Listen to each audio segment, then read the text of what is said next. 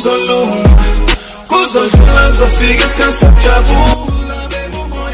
Wala bafethu, shapha kunjani? Ngithembe ukuthi ne-grand, ngithembe ukuthi niyaphila. Makuthi-ke usanda kusijona kuyona-ke le channel, ngicela wenze nje okulungile, ulike ivideo bese uyasubscribe kwi-channel. Okunye okubaluleke kakhulu ukuciphiza i-notification bell ukuze uthole ama-notification ngaso sonke isikhathi makukhona-ke ivideo esiyifakayo. Ayike bafethu, njengenjwayelo, if kuzodlala-ke i-Orlando Pirates every time bafethu ngiyaye ngifike kule channel le ngulethele-ke i-possible starting lineup, i-starting lineup esipredictiwe, esingapredictwanga yimina but sipredictwe i-goal.com. Yayibuke nje abadlali-ke esinabo kwi-Orlando Pirates bese yabheka ukuthi-ke baphi abadlali-ke singakwazi ukuthi-ke sibabophele kuyona-ke i-first 11. So bafethu-ke into engiyinotisile kwi-goal.com nabo babonile ukuthi ngeke i-Pirates kuzomele kube nabadlali ebarestayo bethe ukuphumula.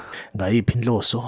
Ngomgqibelo siyazi ukuthi-ke igame enkulu owamanqamu i-final ye-Nedbank Cup, so besibhekene-ke namakhosi i-Kaizer Chiefs. So i-goal.com-ke nayo cabanga ukuthi-ke i-decide ukuthi-ke kube nabadlali ebona ukuthi i-Orlando Pirates kumele ithi ubaresta ibagcinele-ke wona-ke lo mdlalo we-final ye-Nedbank Cup. So bafethu-ke i-starting lineup se-goal.com simi kanje.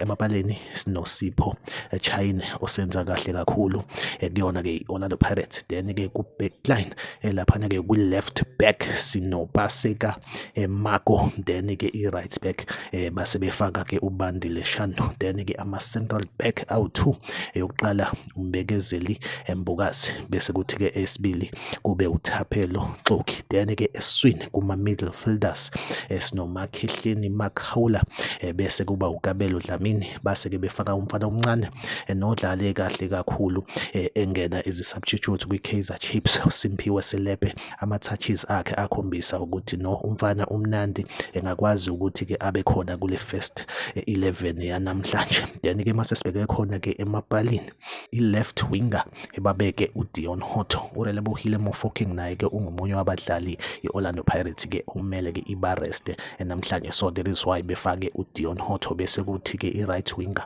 kube uMohaunkoda owenza kahle kakhulu and ubuka umuntu onganawo ama-fouls, so akeze ukuthola khadi. Kuyathembisa nje indlela adlala ngayo, so bafake uMohaunkoda kwi-right winger. Bese kuthi-ke umuntu-ke osikadla ngaye kube u-Evidence wakamaHopa. Ngifisa ukwazi ukuthi kuthini uphawulo kwakho, ungakhomenta ku-comment section, ungakhohlwa ukulike ivideo, usubscribe ku-channel ma ungasubscribile bafethu. Ngcizelele ukulike ivideo, the more ivideo inama-likes amaningi ingalesikhathi-ke ivideo irecommendeka ku-YouTube, so ivela kakhulu.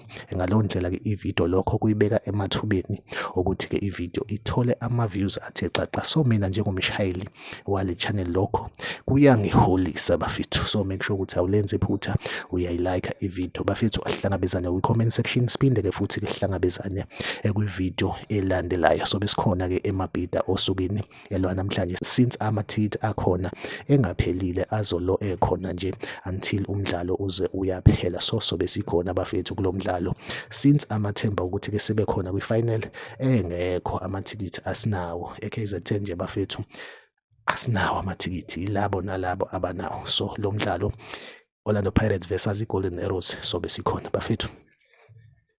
Bye bye.